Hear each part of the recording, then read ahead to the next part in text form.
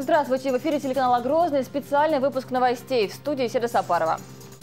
Страна сегодня отметила один из самых любимых праздников – День Великой Победы. По всей России прошли парады, шествия и другие акции. В этом году Чеченская Республика с размахом отметила 70-летний юбилей Победы. На параде в Грозном сотрудники МВД стройным шагом прошлись по главной площади города. Центральным событием торжества стал театрализованный штурм здания Рейхстага. Также впервые в этом году в параде принимала участие и авиация. Телеканал «Грозный» в прямом эфире освещал праздник. Все подробности у наших корреспондентов.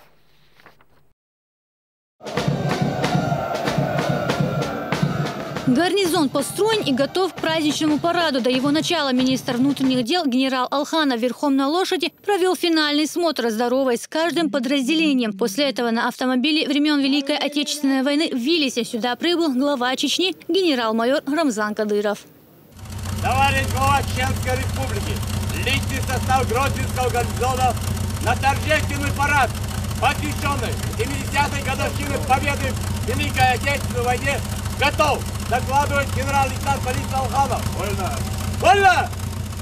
Ассаламу алейкум!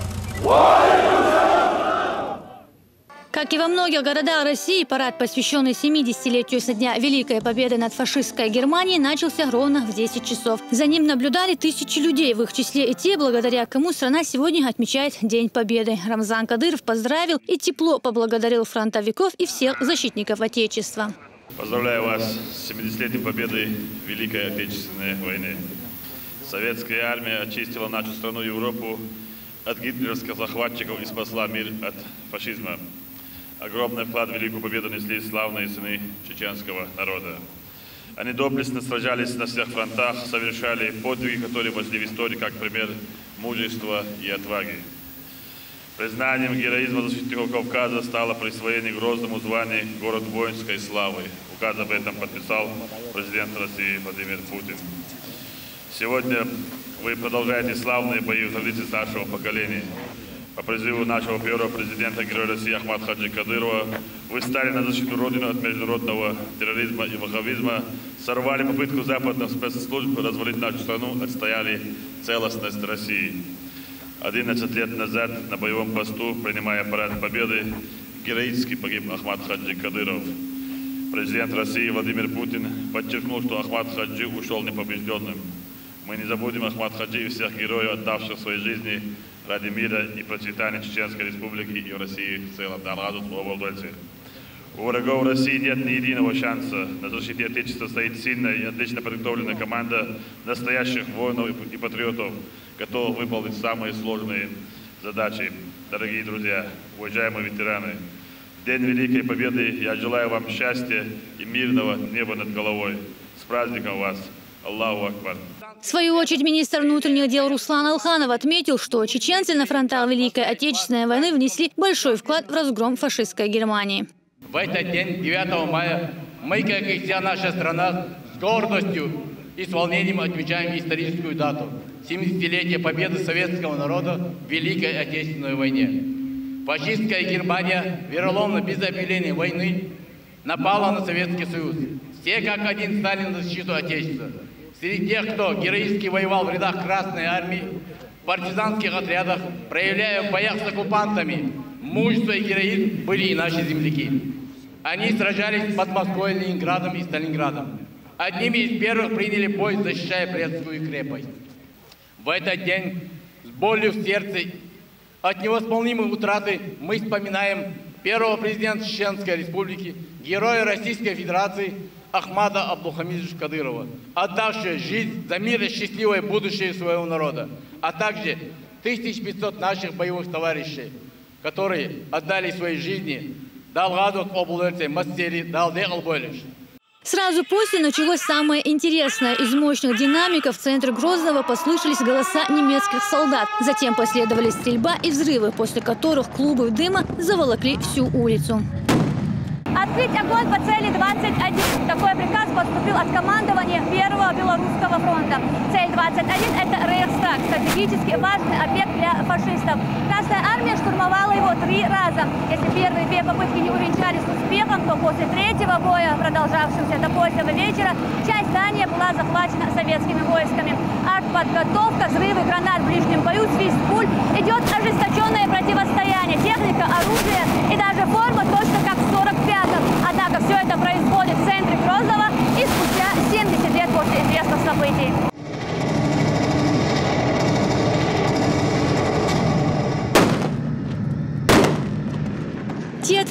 Военная постановка показала, взять главный очаг немецкой агрессии было нелегко, но это означало наступление Великой Победы, стоившей миллионных жертв. Здание судебного департамента на время превратилось в ту самую неприступную крепость немецкого парламента. По историческим данным, там было 500 комнат, что усложняло штурм. Но, как и тогда, 2 мая, знамя Победы все же водрузили над Рейхстагом.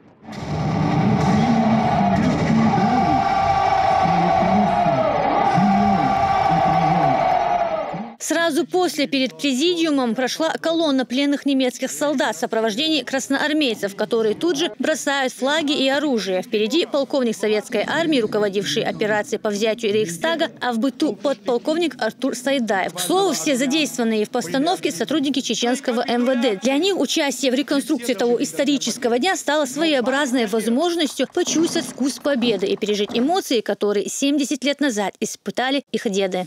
Для меня важно сегодня, в этот праздничный день, участвовать в этих мероприятиях. Это шанс прикоснуться к истории. Вдвойне важно, потому что мой родной дедушка участвовал в Великой Отечественной войне и не вернулся. В торжественном марше, посвященном 70-летию Великой Победы, принимают участие сотрудники правоохранительных структур, МЧС, военнослужащих внутренних войск и Минобороны.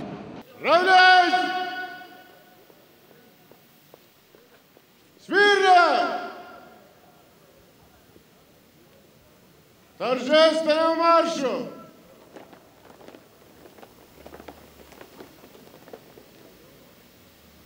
Поротно! Направо! Фу! Равнение направо! Шагом! Марш! Открывает парад колонна барабанщиков, курсантов Суворовского училища. Затем знаменная группа аппарата МВД по Чеченской Республике. Пешим строем выдвигаются бойцы силовых подразделений. Впервые в этом году здесь будут участвовать не только строевые и специальные подразделения, но и районные отделы внутренних дел. Участники парада – это в основном бойцы, которые имеют многочисленные боевые и ведомственные награды, участвовавшие во многих спецоперациях. В параде задействованы 2500 сотрудников. Четким шагом правоохранители прошлись по главной площади столицы. Равнение направо. На трибуне глава региона генерал-майор полиции Рамзан Кадыров, министр внутренних дел по Чеченской Республике Руслан Алханов, боевые генералы, командиры подразделений. Вместе они прошли долгий путь к миру и созиданию, принимая участие в сложнейших специальных мероприятиях, результативно выполняя свой служебный долг.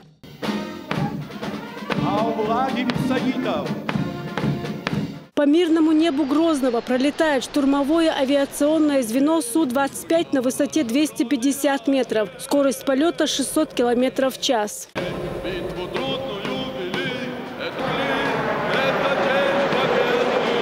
Сегодня Министерство внутренних дел по Чеченской Республике имеет в своем распоряжении все необходимые силы и средства для успешного выполнения задач, поставленных руководством страны и республики по защите наших граждан от преступных посягательств. На площади имени первого президента Чеченской Республики, Героя России Ахмата Хаджи Кадырова, торжественно проезжает бронетехника. «Тигры», БТРы, БМП, системы «Град», бронемашины «Уфсин» и новые «Зибры» российского производства. В это же время в воздухе пролетает смешанное звено вертолетов Ми-8 и Ми-24. Высота полета 200 метров, скорость полета 100 км в час.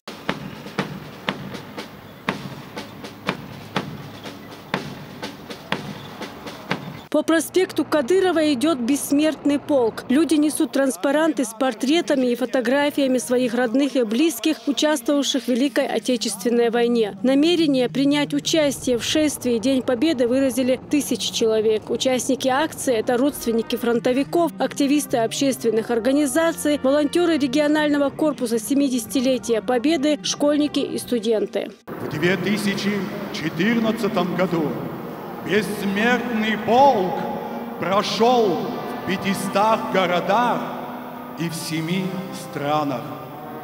С вертолета с высоты 1400 метров 4 парашютистами Федерации парашютного спорта Республики сразу после шествия были совершены прыжки с флагами Победы России и Чеченской Республики. За ними наблюдал глава региона. Рамзан Кадыров отметил красочное выступление спортсменов. Затем состоялось возложение цветов к мемориалу памяти павшим в борьбе с терроризмом и экстремизмом.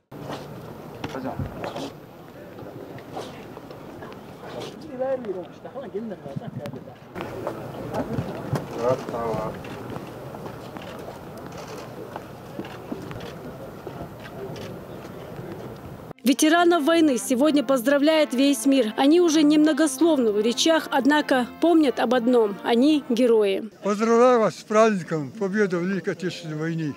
Праздник бывает разный, а это праздник особый. Почему он особый? Во-первых, мы одержали победу. Никого мы не попадали, на нас напали Гитлер. Почему? Как одержали победу? Потому что один за всех, все за одного. Сплоченность. 16 Советский Союз Республик дружно сражался с Гитлером и победили.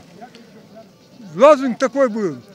Все для победы, для фронта во имя победы. На защиту Родины уходили большое количество наших земляков. Их нету. И праздник – это воспоминание защитников Родины и в то же время радость о том, что люди остались живыми после всех их трагических событий. Долг наших нынешних и будущих поколений на веки веков сохранить память о тех, кто героически сражался с оружием в руках, самоотверженно трудился в тылу, строил, укреплял великую державу. Луиза Андеева, Ясмина Гацаева, Муслим Типаев, Джамлел Хаджалиев. При поддержке пресс-службы главы и правительства. Новости. На параде Победы в Грозном взяли Рейхстаг. Так комментируют российские СМИ празднование 70-летия Великой Победы в Чечне. События на центральной площади Грозного привлекли внимание средств массовой информации и благосферы. Происходящее освещали журналисты федеральных телекомпаний. «Россия-24», НТВ, Russia Today, Life News показали зрителям самые яркие моменты праздничного шествия. Также с места событий корреспонденты выходили и в прямой эфир. Сюжет о чеченском параде доступны в сети интернет. Чуть позже мы продолжим знакомить вас с тем, как Чеченская Республика отметила этот день, а пока к другим событиям. Утренний намаз глава региона вместе с соратниками совершил в мечети имени Абдулхамида Кадырова в Центарое. Собравшиеся совершили молитву под руководством имама Хуж Ахмед Хаджи Кадырова. Говоря о важности посещения мечети на утреннюю молитву, богослов процитировал Коран, где Всевышний, обращаясь к пророку, говорит: «Ты обрадуй тех из своей уммы, кто перед рассветом и после захода солнца спешит к намазу. Поистине в судный день они будут вознаграждены». Сегодня в каждом населенном пункте республики построены мечети для того, чтобы жители могли выполнить свой религиозный долг вместе с братьями по вере.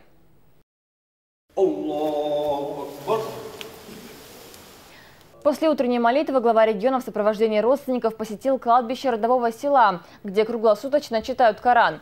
Рамзан Кадыров побывал на могиле дедушки Абдулхамида, первого президента Ахмада Хаджи Кадырова, брата Зелимхана, племянника Турпал-Али и ближайших родственников, а также соратников, которые погибли при исполнении служебного долга.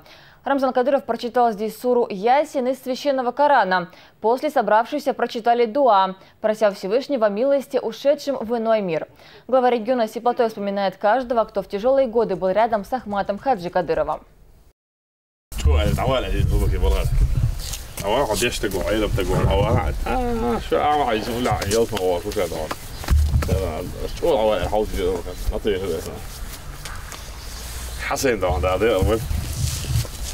عور في دح بلد عور في ديها هذا بابات هذا عصور بالبرش بابات هذا دح اليوم تشيل حوشتان ضوي رشا الحسنس شلون ناقص لي شات احسن انا مو خاص انا واصل مش وش هذا دي كل اول عسى هذا يدي زي يقطع من هذا يو لا والله شو ده حبي هذا وضع عسى كان ديل ضوي روت وين نان اعمل على يقول عيوط مو هذا يوصل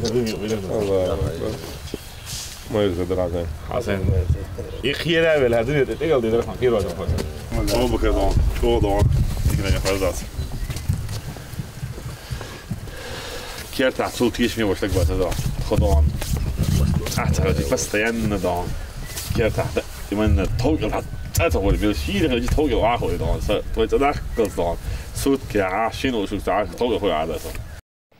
И теперь вновь в главной теме выпуска. Торжественно отметили День Победы в родовом селении главы республики. В Центарое торжественным маршем ко Дню Победы прошлись Ахмад, Эли и Адам Кадырова. Напомню, мальчики являются хафизами и призерами престижных соревнований. В семье главы региона делается все, чтобы сыновья выросли настоящими защитниками Родины. Раз, два, три. В честь празднования Дня Победы регион посетили представители Совета ветеранов Республики Дагестан. В сопровождении первого заместителя министра по нацполитике, внешним связям, печати и информации гости возложили цветы к памятной плите Героя России Ахмада Хаджи Кадырова, а также провели экскурсию по музею. Куратор показал им воссозданную копию кабинета первого президента с подлинными экземплярами.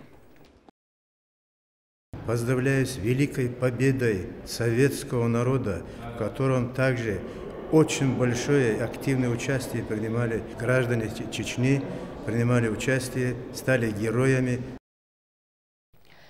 Символ Победы вернулся в Грозный. Завершилась эстафета, посвященная 70-летию со дня окончания войны с фашистской Германией.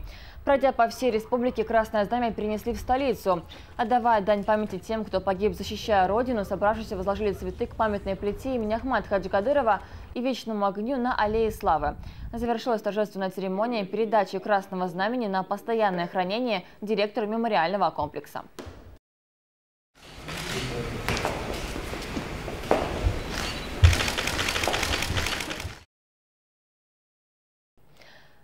Полномоченный представитель Чечни при президенте России организовал праздничный вечер для ветеранов Великой Отечественной. Участники возложили цветы к памятной плите Ахмада Хаджи Кадырова в Москве. Военный оркестр исполнял марши и мелодии военных лет. В этом событии приняли участие представители Госдумы, Совета Федерации России, местное управа и чеченской общины в столице. На митинге в память о павших героях вспомнили подвиги народов Советского Союза в борьбе против захватчиков. Богослов Сулейман Хаджи Аутаев прочитал молитву в память об Ахмаде Хаджи Кадырове. Собравшиеся отметили роль Рамзана Кадырова в деле установления мира и стабильности на Северном Кавказе. Ветеранам, которые не смогли принять участие в торжестве по состоянию здоровья, от имени регионального фонда Кадырова вручили цветы, ценные подарки и конверты с материальной помощью. 70-летием Великой Победы вас. Всех благ, здоровья, многих лет жизни вам. Спасибо большое вам. Спасибо большое. Спасибо. Самая кровопролитная война в истории человечества. За все время войны погибло более 27 миллионов советских граждан.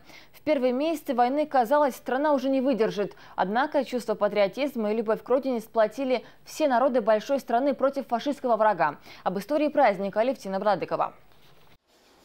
Рукият Устарханова нет-нет, да и вспомнит своего родного дядю. Совмещает, как говорится, приятное с полезным. На уроке чеченского языка она иногда рассказывает о его ратных подвигах. Как сражался на Прибалтийском фронте, служил в стрелковой дивизии и еще очень хотел воевать. От депортации Абдурахмана Устарханова спас командир. На вопрос о национальности молодого стрелка он ответил – не чеченец. Но под Харьковом был тяжело ранен, его перевели в Ленинградскую область. Когда уже он пришел на поправку, уже война заканчивалась. И он уже и дальше участвовал в восстановлении народного хозяйства. И пришел только в 1947 году домой. Абдурахман Устарханов обладал феноменальной памятью, поэтому и помнил все подробности сражений, будь то Сталинградская битва или битва под Смоленском. Стрелок рассказывал, войну выиграли благодаря единству и взаимовыручке. Не делили на своих и чужих, зато в 1945-м разделили победу одну на всех. Там познается много, говорил он. Познается человек, какой он хороший, плохой, или можно ему доверять. Потом он говорил, что где бы мы ни были, вот эта взаимовыручка, плечо друга, это самое главное. И когда мы часто задавали, что же было самое страшное, он говорил, голод, голод. Все можно было терпеть, но голод это было страшно. Мы жили как братья. Вахту памяти в преддверии 9 мая на Аллее Славы несли активисты молодежного движения «Ахмад». В рамках всероссийской акции «15 дней до Великой Победы» каждый посчитал необходимым прикоснуться к истории. Как и тогда, в 40-х, в любую погоду, и в дождь, и в жару они несли пост, как дань уважения к бессмертным подвигам. Спустя 70 лет они не забыты. Наши деды воевали около 4 лет в Великой Отечественной войне. И мы будем стоять тут, так как хотим показать, как мы почтим память о них. за то, что они сделали. Многие страны, так же как и Россия, празднуют этот праздник в этот же день. Представители чеченского народа всегда стояли на защите интересов страны, в том числе и в период Первой и Второй мировых войн. Они внесли вклад и в победу советского народа в Великой Отечественной войне. Об этом накануне великого праздника рассказывали ученикам 16-й школы. Имена 3 чеченцев увековечены в мемориальном комплексе защитников Брестской крепости. В героической обороне цитадели, ставшей символом стойкости и мужества, участвовали по разным данным от 250 до 400 выходцев из Чечено-Ингушетии. Вместе с другими частями Красной армии в Бресте воевали 255-й Чечено-Ингушский полк и отдельный кавалерийский дивизион. Воевали под Сталинградом в это время, это вот 255-й полк, и воевали, вот эта битва за Кавказ, совершали рейды под Моздоком, под Прохладным, ну то есть это вот особый отдельный дивизион под командованием Исаакиева Исаитова, который прославился. Выходцы в Чечне были практически на всех фронтах. И под Ленинградом, под Москвой, и в Курской битве участвовали, брали Венгрию, освобождали Польшу, участвовали в штурме Берлина. То есть практически во всех войсковых операциях крупных участвовали выходцы из Чечено-Ингушетии, чеченцы. И не только чеченцы, представители других народов. Мавлади Исаитов, Ханпаша Нурадилов, Магомед Узуев, Даша Акаев и многие другие. Их имена навечно вписаны в историю Великой Отечественной и среди героев современности Ахмад Хаджи Кадыров. Именно героям и посвящена сегодняшняя выставка, где никто не забыт и ничто не забыто. Собраны личные вещи, награды, документы, которые хранились как реликвия во многих семьях.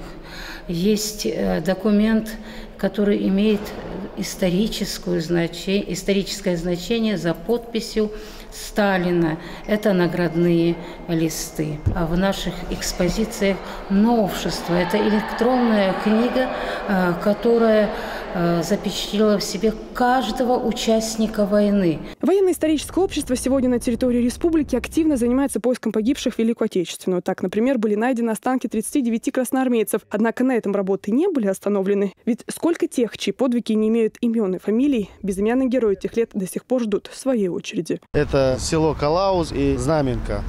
Я думаю, что в этом направлении мы работу будем проводить и дальше. И хотелось бы также уточнить, что мы получили еще 37 новых имен. Это наши соотечественники, которые воевали и принимали активное участие в Брестской крепости в момент именно вторжения немецко-фашистских войск на территорию Советского Союза. Мы нашли медальон, согласно которому житель Татарстана погиб именно на территории Чеченской Республики. На память от родного человека этой семьи остались лишь одни фотографии. Ильман Дадахаев из села Листанжи в 41-м ушел на фронт и больше домой не вернулся. Ни в одних списках его нет, одним словом, пропал без вести. Его спустя 70 лет ищут родные и все так же надеются на чудо. В 41-м домой пришла телеграмма из госпиталя, что Ильман Дадахаев был ранен. Везде разослали его данные, не так им тоже ответили. Среди пропавших его нет и среди погибших известий нет, ничего не сообщалось. Такой был честный, молодой и стремительный. Ну и мы только его ждали, и никаких вестей нету. Сегодня страна отмечает 70-ю годовщину победы над фашизмом. Своими подвигами чеченские солдаты доказывали преданность долгу перед Родиной. Безграничное уважение к ним демонстрировал и первый президент, герой России Ахмад Хаджи Кадыров. Выстоять и разгромить фашистов – вот заслуга, которую мы пронесем через столетия и не допустим тех событий, что вырвали наших родных из семей в 41-м. Это за мужество, это за отвагу. Спустя 70 лет мы говорим каждому ветерану спасибо. Алевтина Банадыкова, Изельм Закаев. Новости. День Великой Победы особенно значим для жителей Наурского района. Именно здесь, по берегам Терека, прошел крайний рубеж, за который фашисты уже не смогли прорваться. На праздничные концерты чествования ветеранов вышли почти все станичники. Репортаж Луизы Хатуевой. Ни для кого не секрет, что на территории Наурского района в 1942 году шли ожесточенные бои. Тому свидетельство многочисленные останки солдат и боеприпасы, которые находят и сегодня. По официальным данным, на территории Наурского района захоронено более 1000 солдат. Именно здесь был рубеж, который не смогли преодолеть фашистские захватчики. Начался сегодняшний праздник шествия. Это самый главный праздник для нашего района. И сегодня вот наши дети, многие дети, более 200 человек, дети пришли с фотографиями своих предков, своих дедов, отцов, бессмертный полк, которые погибли, значит, защищая нашу Родину. Независимо от национальности, независимо от вероисповедания. Мы единый народ, мы единый российский народ. И только так, и только, значит, этим мы можем доказать мощь России, и только этим мы можем доказать всему миру, что мы есть та страна, которая победила во Второй мировой войне. Здесь собрались практически все жители станицы от мала до велика. Каждый из гостей принес фотографии своих дедушек, которые в далекие 40-е спасли страну и весь мир от фашизма. Присутствуют здесь и сами виновники торжества, ветераны. Для них развернули целую концертную программу.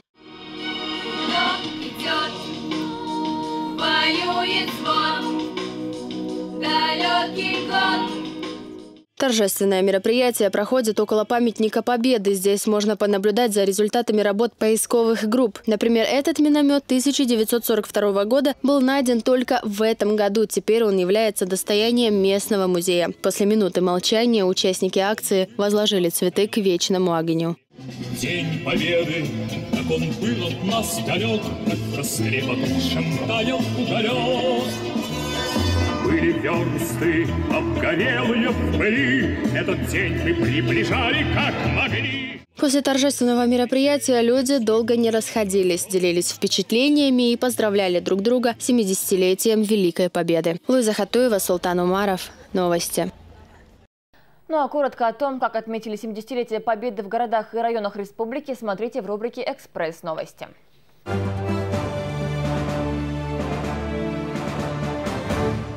Памятников народным героям в недавно восстановленном Бамуте еще не было. На открытии первого такого мемориала во дворе единственной школы собрались старейшины села, школьники и представители администрации. На этих мраморных плитах высечены имена героев, которые ковали победу на фронтах Великой Отечественной войны и в годы контртеррористической операции в Чечне.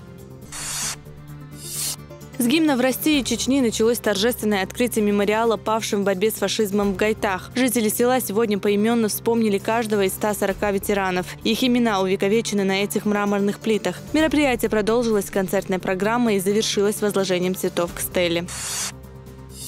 Павших на полях сражений вспоминали и в селе Гихичу. Ранним утром учащиеся местной школы направились к дому ветерана Ахмеда Гастемирова, чтобы поздравить его и выразить благодарность за боевые подвиги. Затем школьники направились на центральную площадь, где состоялось открытие мемориала.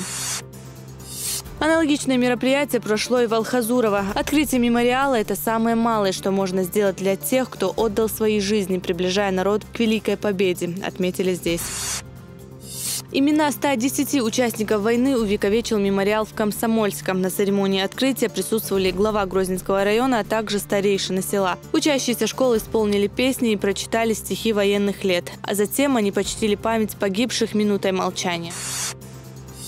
День Победы в Урус-Мартане отметили мирным шествием. Около 500 человек вышли на улицы города, выражая свое уважение и благодарность ветеранам Великой Отечественной. После возложения цветов к обелиску они минутой молчания почтили память героев. Работники Дома культуры и школьники подготовили для гостей концертную программу. Завершился праздник национальной лезгинкой.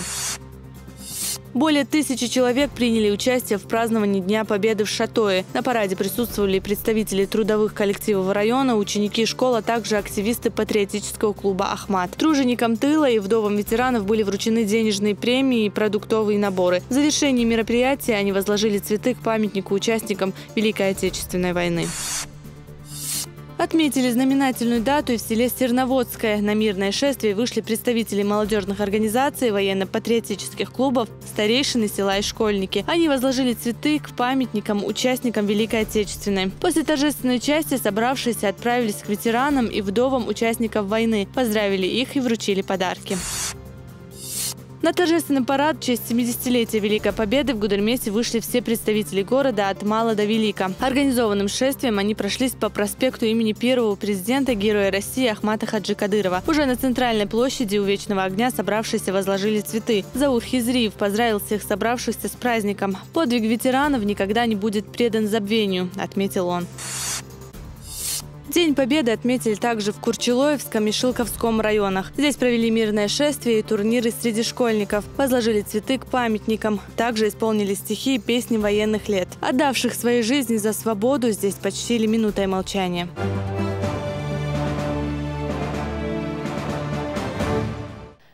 Чечня в очередной раз протянула руку помощи Донецкой области. Более 150 тонн продуктов первой необходимости раздали всем нуждающимся.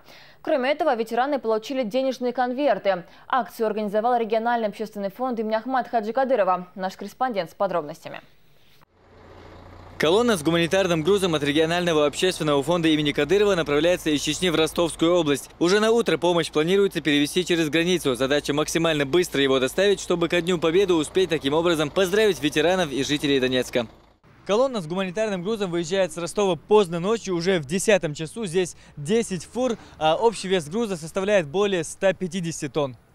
После долгого 7-часового ожидания на таможенном переходе колонна наконец колесит уже по Донецкой области. Пунктов назначения 2. Основная часть груза будет доставлена в Новоазовск, а другая попадет в сам Донецк. Здесь сразу по прибытии, не теряя времени, принялись за разгрузку. Работают и сотрудники МЧС, и волонтеры, и сами члены чеченской делегации. Мы приехали по поручению главы Чеченской Республики, Герой России Рамзана Ахматовича Кадырова от имени фонда первого президента Чеченской Республики Ахмата Кадырова. Привезли первой необходимости гуманитарный конвой братскому Донецкому республике. Хочу от имени главы республики, от всего чеченского народа поздравить вас с наступающим праздником 70-летия Победы и скорейшего мира вашей земле. Донецк получил более 45 тонн гуманитарного груза. В основном это продукты первой необходимости. Отсюда гуманитарку распределят по наиболее нуждающимся районам, а также ветеранам войны. Их по области 2500. Груз действительно доставлен вовремя. Спасибо огромное. Даже сейчас, находясь уже в преддвериях ночи, мы разгружаем это сейчас. И завтра будет расфасовано и роздано. Будут пакеты, где-то килограмм по 15, по 20 приблизительно, которые будут распределены, расфасованы и выдаваться не только участникам Великой Отечественной, и всех людей, которые приравнены. Закончив выгрузку поздно ночью, колонна двинулась в Новоазовск.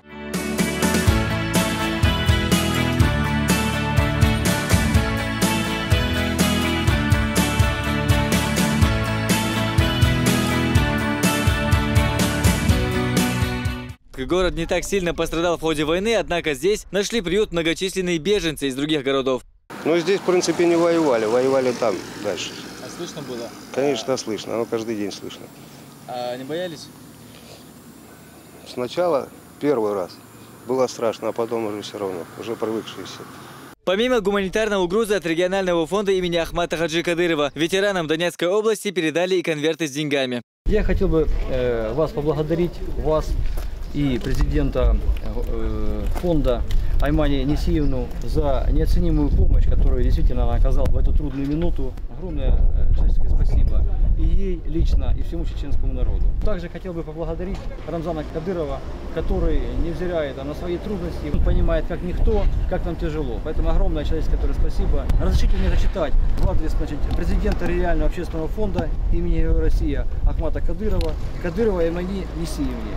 Уважаемая Аймани Несиевна, от имени жителей и администрации Новоазовского района сердечно благодарим вас за оказанную помощь в столь трудное для нашего края время. Сейчас наши граждане как никогда нуждаются в поддержке. На территории района ведутся боевые действия и страдают мирные жители. Благодарим вас и ваш фонд за чуткость и сопричастность к чужому горю и беде, о которых вы знаете не понаслышке. Глава администрации Новоазовского района Олег Маргун рассказал, что помощь в таких масштабах в район поступает впервые. Его распределением займутся уже в ближайшие дни. Здесь помимо основных продуктов также и сладости, сгущенное молоко, джемы и повидло. Хотелось бы поблагодарить Аймани Несиевну Кадырову, ее фонд, президента республики Рамзана Кадырова. И особую благодарность от себя и от всех жителей Новоазовского района, всему чеченскому, братскому для нас народу. Это в первый раз за всю историю Новоазовска в таком количестве и в таком качестве гуманитарных груз. Мы планируем сформировать пакеты матерям-одиночкам, многодетным семьям, особо нуждающимся, инвалидам. Никакому другому народу, как народу Чеченской Республики, неизвестно, что требуется в первую очередь, какие продукты. Поэтому мы, когда собирали эту гуманитарную помощь, в первую очередь руководствовались том, что требуется в первую необходимость.